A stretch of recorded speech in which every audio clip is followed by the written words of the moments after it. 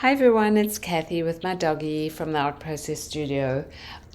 Just talking about the importance of contrast when you're doing collage papers. And in this video, all we're doing is tearing the papers, not cutting them. So enjoy it, subscribe, share, like, and also sending her love. So here I'm just choosing papers, but you notice I'm also choosing some plain construction paper too.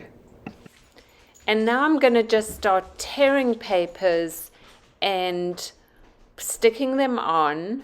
I don't plan anything. I just really work intuitively. And this paper I happen to love. It's made with oil pastels and paint. And this was what I started with because this was the paper that I liked the most.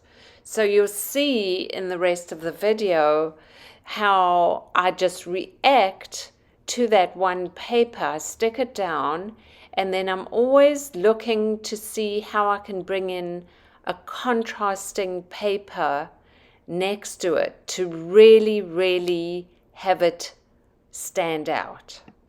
So now you can see how I get some plain papers in between and figure out shapes that would really work with this one.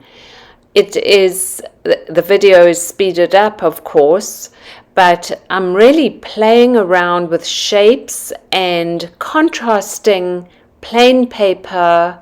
In this case, is just construction paper, which of course you have to cover with matte medium, which I do so that it doesn't fade, because construction paper, of course, is not archival.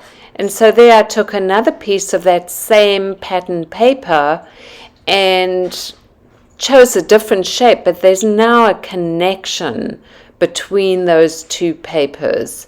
And here I'm fiddling around. Should I put in some dark paper, some purple? No, that doesn't work. Orange maybe. Just really working intuitively as I go along, and always making sure that I'm considering the whole construction and not just a part of it. So there I did add a little bit of that darker purple as a tonal contrast. So you can see I haven't completed it, but you can see the real good contrast of tone and size and pattern paper compared to absolutely plain paper.